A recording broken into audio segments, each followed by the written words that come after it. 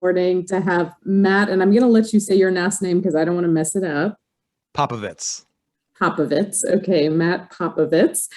He's the senior pastor of St. Mark's, Houston, in Spring Branch. He was born and raised in Michigan, where he graduated from University of Michigan with a degree in musical theater. And he received his master's in divinity from Concordia Seminary in St. Louis. Is that a Lutheran seminary? It is. Yeah. Okay. Yeah.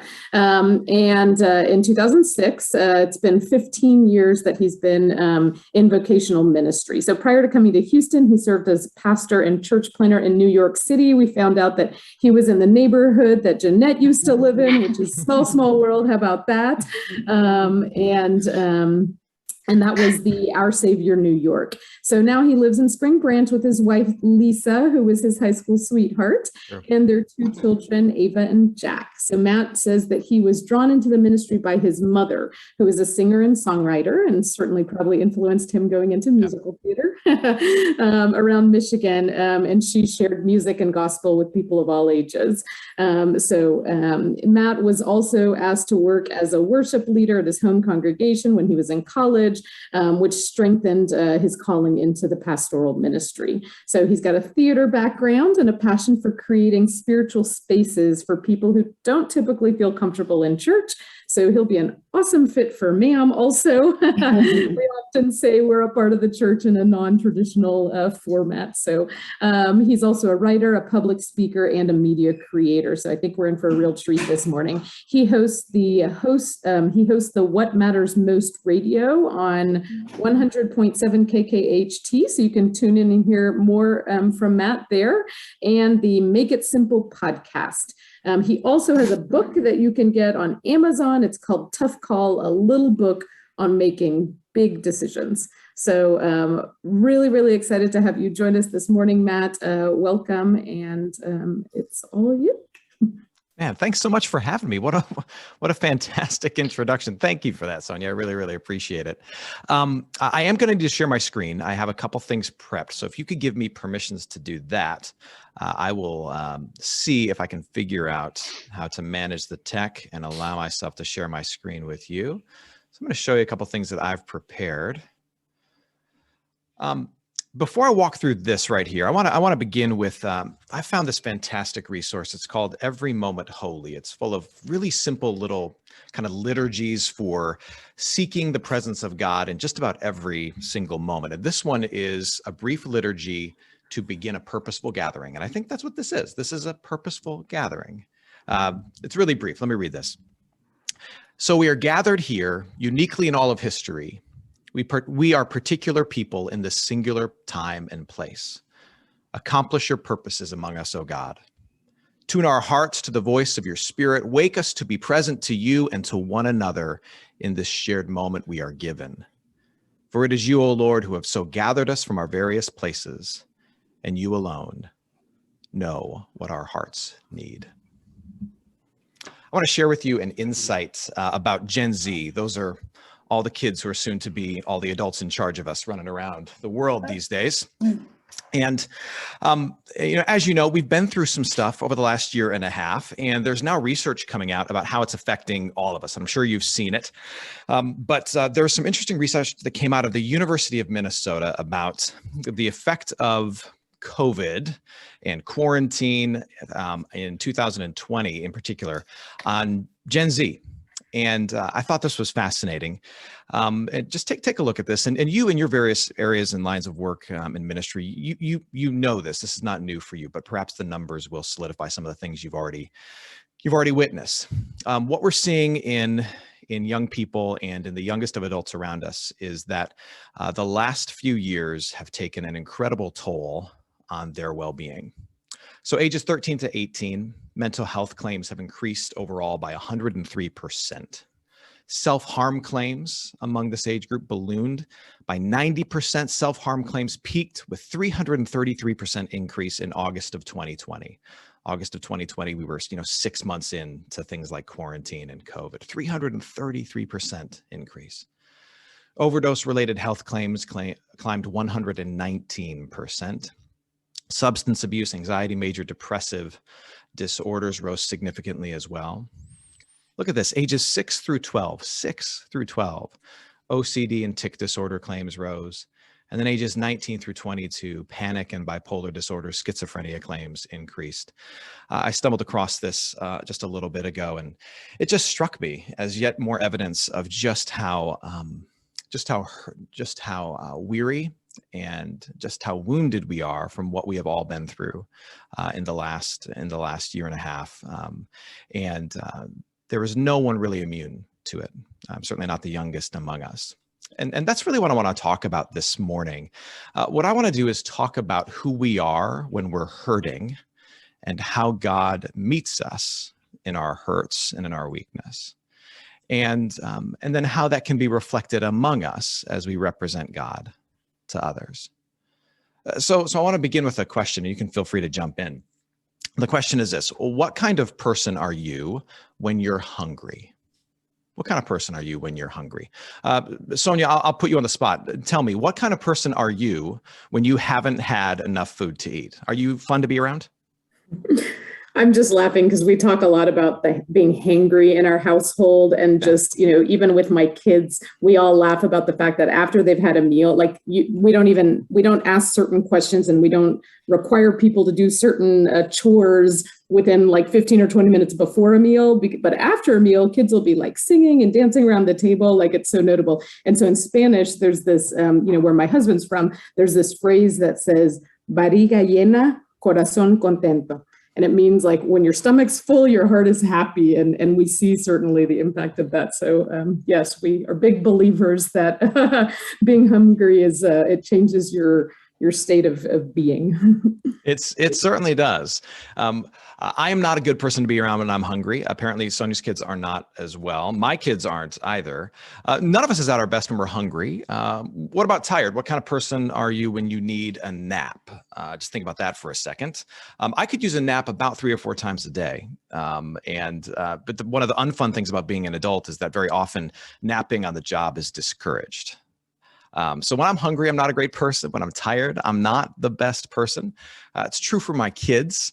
And most often, when I encounter an issue with my kids, or really just about anybody I'm serving, or even when I'm just looking in the mirror, most often the remedy is I probably need a bite to eat, or I probably need to slow down and take a nap. If you've done any work in recovery circles, you know the acronym HALT. HALT stands for hungry, angry, lonely, and tired. If I'm hungry, if I'm angry, if I'm lonely, or I'm tired, this is when I am at my most vulnerable. I'm incredibly vulnerable if I just haven't had enough to eat. I'm incredibly vulnerable if I'm angry about something and I haven't dealt with it in any kind of helpful way. If I'm just feeling like there's no one who understands me, I'm incredibly vulnerable. Or if I'm just fatigued from a world that is wearing me down, I'm incredibly vulnerable. As I mentioned at the beginning, we are in a moment in time where people are incredibly vulnerable. It's not just that we're hungry. It's not just that we're tired. It's that we're going through some really terrible things as a human community. And the message for us this morning is that God sees our most basic needs and our most pressing needs, and He meets us in those things. He loves us enough to notice not just the fact that we're in a global pandemic and we need someone to help us in this terrible time, but He loves us enough to notice the simple things of the fact that you might just need a bite to eat or some time to rest. So this morning, I want to share with you a story you already know, the story of Elijah and how God dealt with him in a moment of struggle, and you could say even probably mental anguish, a moment that many of us and many of the people that we serve find ourselves in. So let's just assume we don't know the story of Elijah, and we'll do some quick review, right? So Elijah was a prophet, one of the most prominent figures in the Old Testament. You find his story in the book of 1 Kings. And in chapter 19, Elijah is coming off of this incredible victory. He's just defeated a group called the Prophets of Baal, which sounds like it would be a name for a really good rock band. but they were not, in fact, a really good rock band. So he comes off this victory over the prophets of Baal in this epic showdown. It was kind of like a spiritual cage match between Elijah's God and their false gods. And Elijah won, of course, but it resulted in the death of these false prophets and Elijah having to go on the run, because this loss made the powers that be, who had propped up these false prophets, really, really angry. And so even though Elijah had this incredible victory where he saw the power of God on display on his behalf, Elijah then finds himself on the run for his life. But the thing about Elijah is that he doesn't just run for safety. He falls, you get the sense he falls into what could probably be called a deep depression. Listen to this. Elijah says this. Elijah was afraid and ran for his life. He went a day's journey into the wilderness. He came to a broom bush, sat under it, and prayed that he might die. He prayed that he might die. I have had enough, Lord, he said. Take my life. I am no better than my ancestors. Then he lay down under the bush and fell asleep. So let's not gloss over what we just read. Elijah has had this incredible victory. And yes, I imagine it's terrible and terrifying to have your life threatened. I don't want to gloss over that either. But again, he's also just seen the God of the universe show up personally and powerfully to fight on his behalf. He of all people, though he is under unbelievable stress, but he of all people should know that he's got God on his side and he's going to be okay. But rather than just run for safety, he swings emotionally from this incredible high to the deepest of lows, and he says, I want to die. And in that deep, dark place where he loathes even his own life, God shows up. And look at what he does. Better yet, let's just listen to what he does. Let me share this with you. All at once, an angel touched him and said, get up and eat. He looked around, and there by his head was some bread baked over hot coals and a jar of water. He ate and drank and then lay down again. The angel of the Lord came back a second time and touched him and said, get up and eat, for the journey is too much for you. So he got up and he ate and he drank. Strengthened by that food, he traveled 40 days and 40 nights until he reached Horeb, the mountain of God. Now, again, could be easy for us to just gloss over and be like, oh, okay, an angel shows up and breaks him some bread. But this is so much more than that. In my theological tradition, what we have been taught is that this angel of the Lord who appears is the pre-incarnate Christ. The angel of the Lord is believed by many scholars to actually be Jesus himself, making an appearance prior to his incarnation, prior to his birth. So with that in mind, what do we have here? We have Jesus showing up, and does he berate Elijah for not having enough faith? You saw me. I just worked in powerful ways. Why can't you have it? Why would you be so down? Why would you be so depressed? Didn't you just see what I did? Does he berate him for not having enough faith? No. Does he tell Elijah to just pray harder? Does he ask Elijah, how's your walk? How's your prayer time? Does he do that? No. There is quite literally, there's no condemnation for Elijah in his deep, dark state. There's no judgment. There is just compassion and food. Jesus makes him breakfast. I imagine it was really good. I bet you Jesus is a really good cook. Jesus makes him breakfast.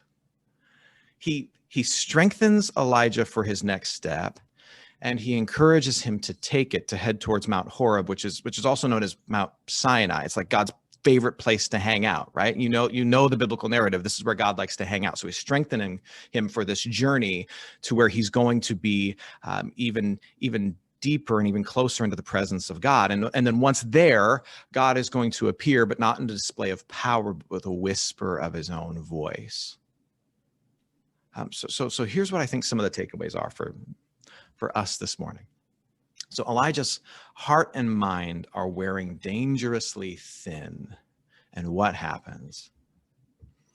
The God of the universe doesn't reject him, but draws close to him and meets his most basic need. He's hungry and he needs rest. He needs strength for the journey ahead. And so what does the God of the universe do? The God of the universe bakes him some bread. The God of the universe lets him sleep. The God of the universe gives him a jar of water. And then the God of the universe says, you've got more journeying to do, and I need you to get up and just take the next step, okay? I've fed you. I've let you rest. But I'm not going to let you stay in this dark place, okay? I need you just to take another step toward the presence of God. That in and of itself is just a picture of profound compassion from the Lord to just one of his members of creation, right? And it tells us so much about how much he cares for us. But I also think it's instructive for us of how people of faith who believe that this is how God responds to us, of how people of faith can respond to the needs of others. What if we saw care as something informed by and shaped by what we saw the angel of the Lord give to Elijah? So what would that look like? I jotted down some thoughts before we jumped on of what it could look like, of how do we respond to the people around us who are in a place of anguish, a place of weariness, a place of fatigue, a place of real struggle. What does our response to them look like if it's informed by how God has responded to Elijah and God's compassion overall to his creation? Well, let me share a couple of things with you. And this is all going to be painfully obvious from what we just read, but sometimes the obvious is essential. If someone you know or love is struggling, we draw close to them. We sit with them. We be with them. So someone once said to me that mental illness is lonely enough. This was her particular struggle. Mental illness is lonely enough, but it's even worse if you go through it alone. When we are at our wits' end, when our well-being, our mental health, our emotional, spiritual health is dangerously thin, even when you're surrounded by people, you feel all alone. How much worse is it to actually be alone? And so one of the most profound things we can do with the people around us who are hurting, who are struggling, and MAM knows this, and the people on this call know this, one of the most powerful things we can do is not fix, but just be, to humanize them, to recognize them, and to just be in their presence and sit with them, to incarnate ourselves, right? God so loved the world that he sent his only son, sent to be, to dwell with us. We draw close. The second painfully obvious point is this: we serve them. But I think what's instructive for us out of the angel of the Lord serving of Elijah is that we serve the whole person. We notice what they need. We don't merely approach with what we'd like to give. We notice what they need. Perhaps they do need to pray more. Everybody does. Perhaps they could benefit from a little more faith added into the equation. Who couldn't? But what else? Maybe they also need a good meal. How good are you when you're hungry? Maybe they also just need some better sleep or some regular exercise. Rather than try and fix them by making it all too spiritual, what if you just took a walk with them? What if you bought them a burger? What if you just gave them space to say, you know what, if you need to just like, I won't tell anybody if you nap. Like, I won't tattle on you. If you just like, if you need to check out for a little bit, like, secret's safe with me. Those things work miracles. They work miracles. And then wrestle with what you can do to encourage them. So the angel to Elijah, Jesus to Elijah, not only meets the most basic need, not only dwells with Elijah, is present with Elijah, but encourages Elijah to take another step, to not stay in that place. And so when we encounter people who are in a place of deep struggle or real weariness, where their well-being is really wearing thin, I think it's important for us. And again, I am preaching to the choir of all choirs on this, but this is as much a reminder for me as it is for anybody else.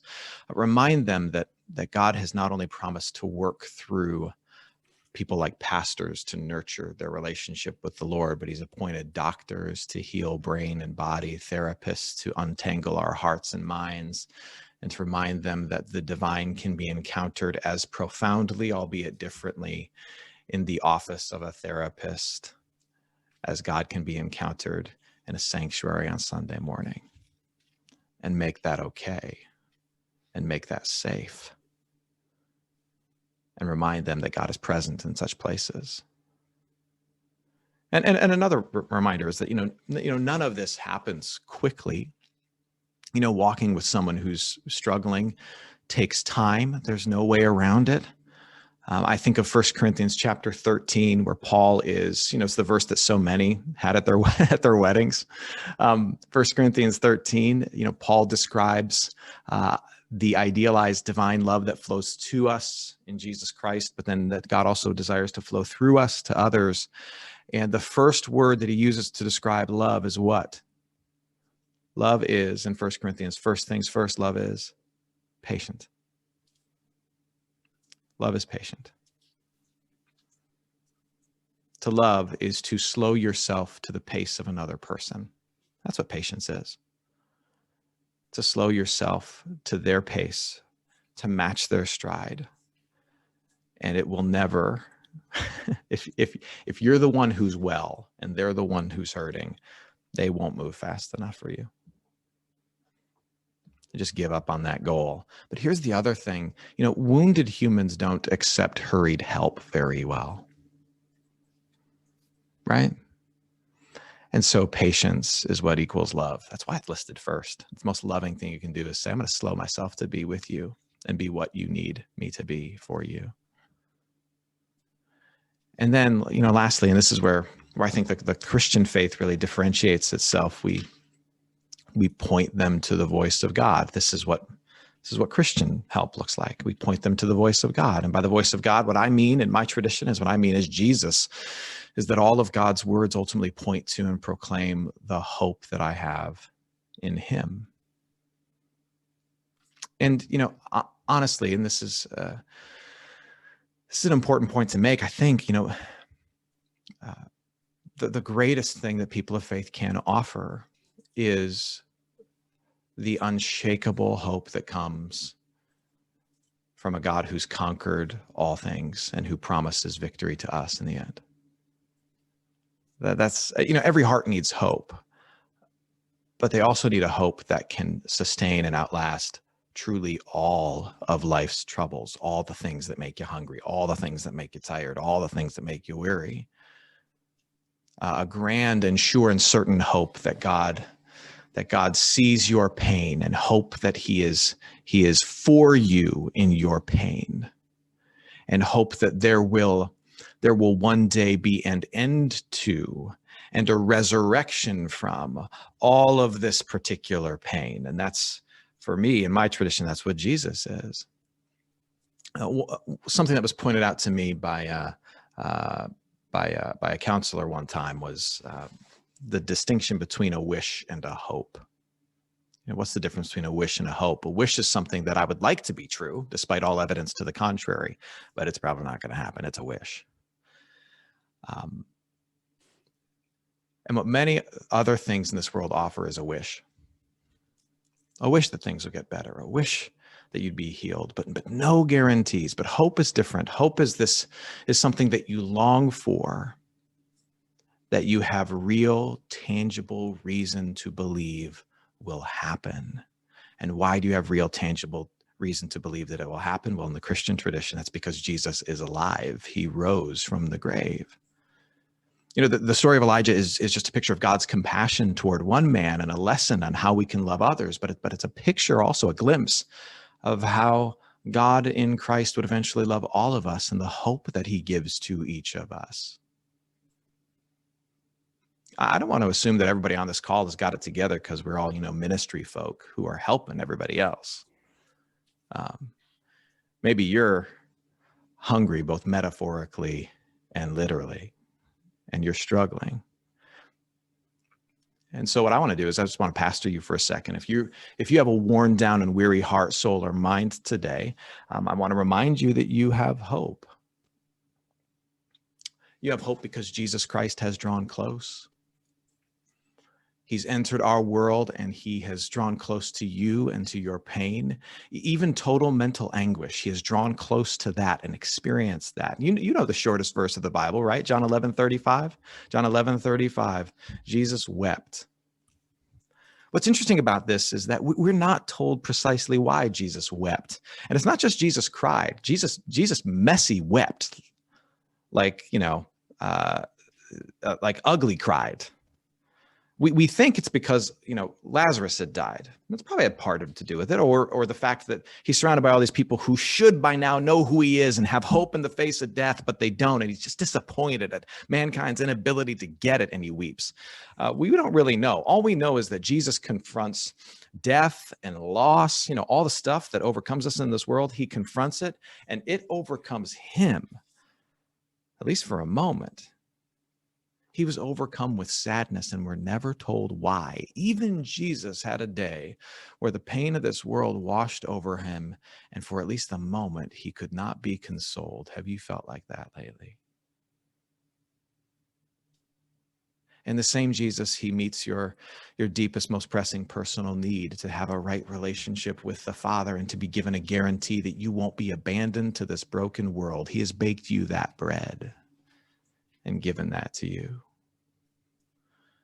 And his rise from the dead proves that his payment for sin and suffering was total, and it's a preview of what awaits us all. We too will rise.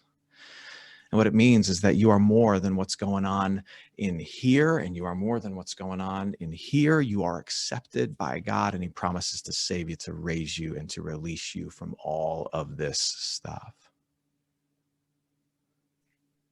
Which again would all just be crazy wishes if it weren't anchored in the fact of a resurrected Jesus, which is why we call it a living hope in my tradition, because Jesus is alive. One other thing to just be mindful of as we minister to others, as we let this hope that we have settle into our own hearts, and as we focus on how it can flow through us to others. I shared with you 4 things. We draw close, we serve, we encourage, we point them to the truth of God. It might sound like I'm encouraging you to try and fix the people around you, but I'm not saying fix the people that you serve or fix your friends. That's not our job. I've made the case to others in the past that the Bible doesn't actually talk much about fixing problems, because honestly, we're just going to always have them. Instead, our faith focuses on what it means to love people and leave the fixing in God's hands. Love people and then focusing them, anchoring on them in something that ultimately will come through for them and will not disappoint them. Before I share a couple resources with you, I just want to ask a couple of questions of the group, some stuff for us to reflect on. That if we were together sitting around one big table, we'd we'd have a nice long conversation over. But my first question is this. What's the greatest hindrance to offering presence and service and encouragement and witness to someone who's struggling? In your own life, what's the greatest hindrance to offering these things that I talked about, offering these things to others? Think about that for just a moment. What gets in the way of being present, of meeting the need that's in front of you with the person who's struggling, of offering them encouragement to keep going, or of pointing them to a hope that's greater than the wishes and wants of this world? What's the greatest hindrance to that? Think about that for a second. And then if anyone's brave enough to just say, ooh, I'll share, go for it. What do you think? What gets in the way? I'll share. In my case, it's impatience. It's the opposite of the love you're talking about. Yeah. I don't have the patience. I don't have the time for this. I've got my own problems. Maybe yours will work out. Yeah. I feel you, Bill. Often, it's really, my schedule does not work with other people's problems at all. It just gets in the way. And yet one of the things I have to remind myself all the time is, I want to be this person who helps in significant ways in the lives of people that I'm called to serve, and certainly in the lives of people that I love, like my family and my friends. I have to remind myself that the greatest instruction and the greatest the greatest influence often begins as interruption. That's just the way things work. Like, I want to instruct and I want to influence, but this side of a perfect eternity, it begins as an interruption, right? The thing that you didn't expect, the problem that emerged, and it's how you respond to it as to that really determines the impact you'll make, right? But that's so hard to live by, because Bill, you and I both have the spiritual gift of being too busy for everybody's struggles. That's my that's my struggle. What else? What gets in the way? Yeah. Mine is wanting to help. And it's familial. It comes from being the first one to do a whole lot of things in my family. So they would look to me for help. Like, I would go visit my aunt and she would see me from a block away. And as soon as I got there, she was like, can you read this for me? Can you read this for me? Can you read? I was like, what were you doing for the past 2 weeks? Did everyone just forget how to read because I got here? So because of that, when people come to me, I want to fix it. And a friend of mine once told me, she said, Jeanette, I don't want you to do anything. I just want you to listen. Okay. I don't need you to fix it. I just need to talk about it. And I have to remind myself to take that step back, because not everybody is my family. And I just need to know when to step in, or wait for someone to ask me for help versus just jumping in there and trying to fix everything. Mm-hmm. I feel you. Thank you for that. What else? Yeah, I see a hand raised there. I don't see a name. That was me. Oh, David. There you go. Yeah, I ditto what Jeanette and Bill said. Another one that comes to me is sometimes I'm just not listening, and I am not hearing the heart to understand that they just need to let me hear them. I'm too busy with my own thoughts and my own agenda, and so that's just another thought. Yeah, no, I concur. So in talking about, in order to be present with someone, in order to serve them to notice the most pressing kind of felt need that person has and to serve that. I mean, you have to slow down enough and open your ears and your eyes enough to actually notice, like, they might be struggling, or what a simple way to encourage and to love them is right now is it's this little thing. But that in and of itself requires a slowing of the pace in order to be present and to notice needs, right? Yeah, that is so hard. Anything else? What gets in the way of offering presence, service, encouragement, witness? I guess mine kind of goes along with impatience, but it's ego getting in the way, because a lot of times hurting people are, they will tend to upset me or make me look bad in some way, try to drag me down. So I want to resist that. And I don't know, that's just problematic sometimes. And especially like getting involved with a troubled student. I've had to deal with young people a lot throughout my career. And even now, as I move into more church work, it's just ego. You know, you're going to make me look bad, or you're going to say something that makes me feel bad, and I don't want to go there. Mm-hmm. Absolutely. Yeah. Oh, that's great. I think a lot of times, you know, what I'm discovering more and more in ministry is, you know, very often the way I want to respond to someone else's need is more about my anxiety than their actual need. It's they're presenting their need creates an anxious response in me, and I'm trying to find a way to actually manage my anxiety and my struggle in the face of their need, but I make it about them. I'm trying to like shrink their struggle down to a size that I can manage, so I can deal with it, rather than really just be present with their need and meet them where they are. Very often it becomes about me, right? So quickly it becomes about me. All right. Well, on the flip side, let's turn this question around. What's the greatest hindrance to receiving these things from others? We are not just people who minister to, we are people who need ministry from others. We have felt the weight of all that's gone on in the world in the last year and a half. We are people who have deep struggles and real felt needs. What's your greatest hindrance to receiving these things from others? Anyone want to share? Also ego. Yes, right? Absolutely. Absolutely. I shouldn't be the kind of person who needs this from other people, so I'm not gonna express my need to somebody else. What else gets in the way of receiving this from somebody else? What you just said, I'm not going to tell anybody what I need. They don't need to know. I can resolve this myself. I don't need help. I'm good. And if I need help, I'll ask for it, but then I never ask for it. Yeah.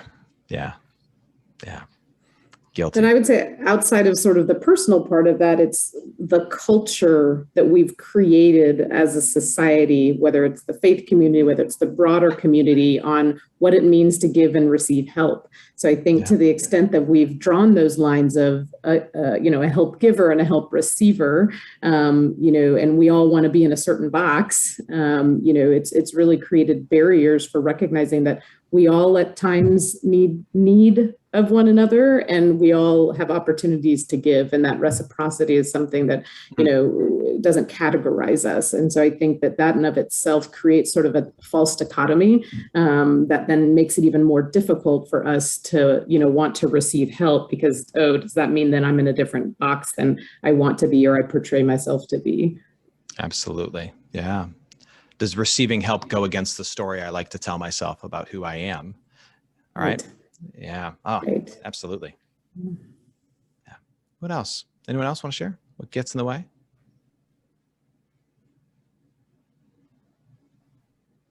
It's definitely me. I get in the way. I agree with everything you guys have said. It resounds with me. So a couple of weeks ago, we went to Cancun. My family and I.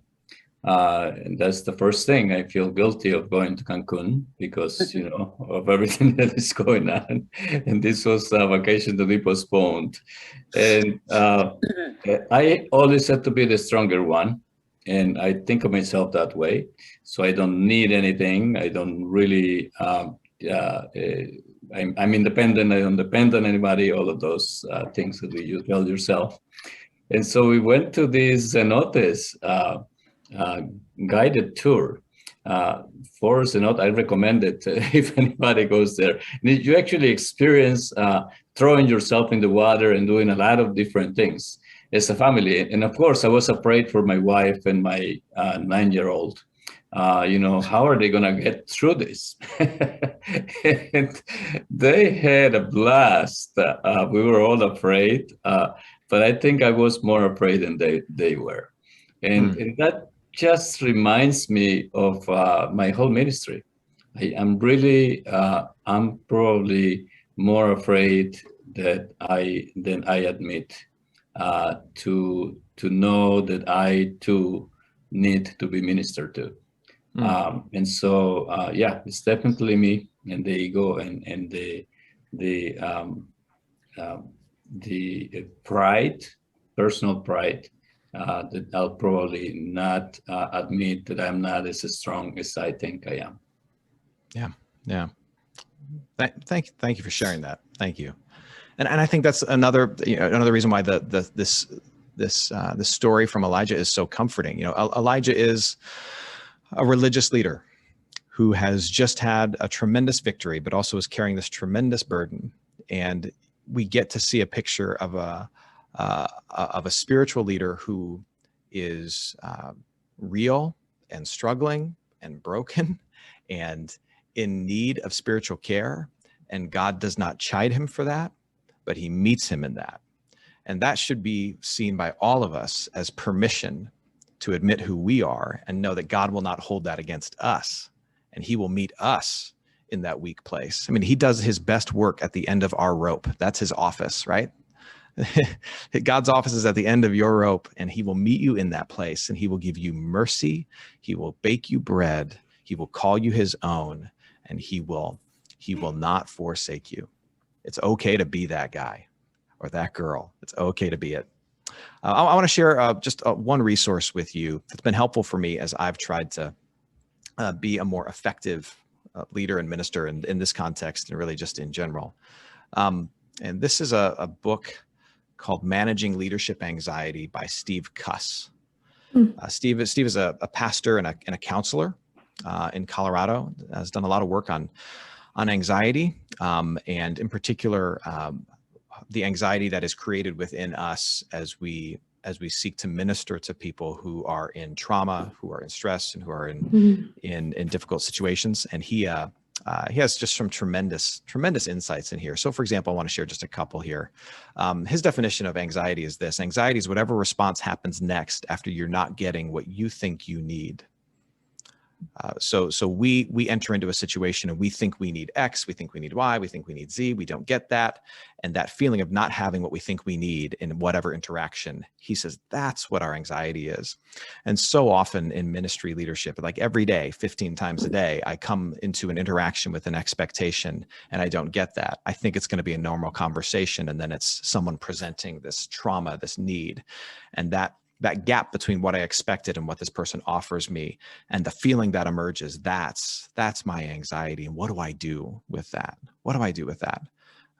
Really, really, really good insights. He writes this: anxiety is in part a spiritual battle because anxiety is competing for the space where God resides. It's very hard for us to be present to our anxiety and to be aware of God at the same time. Anxiety blocks our ability to be aware of God's presence. And what it requires is a reorientation to the presence and promises of God. Is that not what the angel is doing with Elijah? Elijah is, you could say, lost sight of the presence and the promises of God. And the angel meets him by meeting this most pressing, most tangible of needs, but then points him back towards the mountain of God and opens his ears to hear God's voice. And just some quick things he says to deal with anxiety as we help other people. Create an awareness. Identify your sources of anxiety. What makes you feel anxious? Learn the signs. And then develop some strategies to deal with it. Work your list. He suggests making a list of things that remind you of the goodness of God. And it usually is filled with things that for others might seem really petty or insignificant. So for me, things that remind me of the goodness and presence of God is the coffee I get to drink in the morning. It's the sound of my kids fighting over a video game in the next room. I like that sound. What is it? Work that list. God is not far. He's here because I have coffee and I have sunlight and I have kids who argue. Invite God back in. God, I've told you that I've convinced myself that you're far away because I'm anxious. It's not true. Remind me of your presence, and then tell somebody else. Don't be alone with it. Boy, is that a good insight. Tell someone else. Don't be alone with it. Friends, thanks for letting me share with you today. Sonia mentioned at the beginning, I do have a podcast. I wouldn't be a 40-year-old white guy if I didn't have a podcast. It's kind of a requirement these days. So we interview really great people on really cool topics like anxiety. In fact, we did an episode with Steve Cuss on anxiety. He gives some really great insight. And then if you are looking for a resource to point some of the people that you serve to that are married, that are looking for some encouragement, we have an event coming up at St. Mark. We're simply calling Marriage Night. We've partnered with an organization to bring in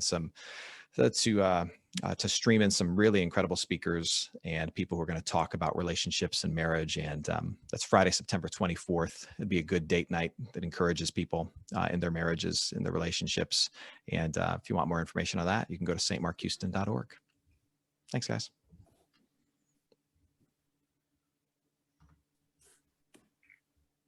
Wonderful. Well, thank you so much, Matt. This is a wonderful reflection, I think, for all of us, certainly timely. And, at MAM, we've been talking a whole lot about who we are, our identity as an organization, and kind of working on the mission, the vision, all that fun stuff. We'd really been thinking about what are the values that have described who MAM has been, is, and will be. And, different than just the day-to-day tasks that we do, what is it that makes us uniquely MAM? And, we've come out sort of with this new tagline that we're starting to polish up and utilize. And it's this idea that we create hope, stability, and belonging together. And I think that what you spoke about today just touched on so many of those points. It really is about not being alone, but having somebody to walk along with you. And that, our calling goes beyond, providing food, providing workforce training and English classes, mental health counseling, immigration work. But it really is being able to inspire in people that hope, which comes from, walking alongside and being a part and working on togetherness, right, as a community. And ultimately that stability, which is if we're hungry, if we're tired, if all of those other things, then, we can't be the people that God created us to be. And so, as a goal for all of us in the work that we do and the way that we connect with each other. So thank you so much for just this really inspiring, provocative, but also healing message that you brought us this morning. I know that it will be enriching to each one of our walks and our ministry work. So we really appreciate it. Bill, maybe will share with us. I know that we have upcoming prayer events as well. And I also want to mention to everybody, we're really excited this year. Every year, once a year, we do an annual luncheon. It's on October 14th this year. We invite, our member congregations, the general public, folks to come and join us. This year, we're going to have an opportunity even to invite, volunteers and others to be a part of this. So we really hope you'll join us. It's an opportunity to learn more about MAM's work, to celebrate some of the leaders that have really, been formative in shaping MAM, but really more than anything to celebrate the work that we're doing together and have stories from volunteers and from some of our community members that have benefited from being in this walk together with us. So we hope that you all will mark your calendars and you'll plan to join us. And I will pass it on to Bill so he can announce our next gathering together. After over a year, I finally learned that Sonia's always going to trick me with this question at the end. So I'm prepared now for who's signed up for next. Is the September prayer breakfast will be led by Andy Cunningham from Fairhaven. So we'll be happy to have Andy among us. And Pastor Matt, before you leave, I just got to tell you, you couldn't have known this, but your last comment reminded me of the prayer breakfast led in March, by our one rabbi, Rabbi Annie from Temple Sinai. When I don't know if anybody else remembered this, when she said, if nothing else, you can find God in the morning in your cup of coffee. And so you not only shared First Kings with our rabbi, but you shared God with coffee in the morning. Thank you for that. Thank you for a wonderful message. It was really, really a delight, really, really encouraging, really insightful. Appreciate it very much. Thanks, everybody. We hope you have a wonderful rest of your week, and we'll see you next month.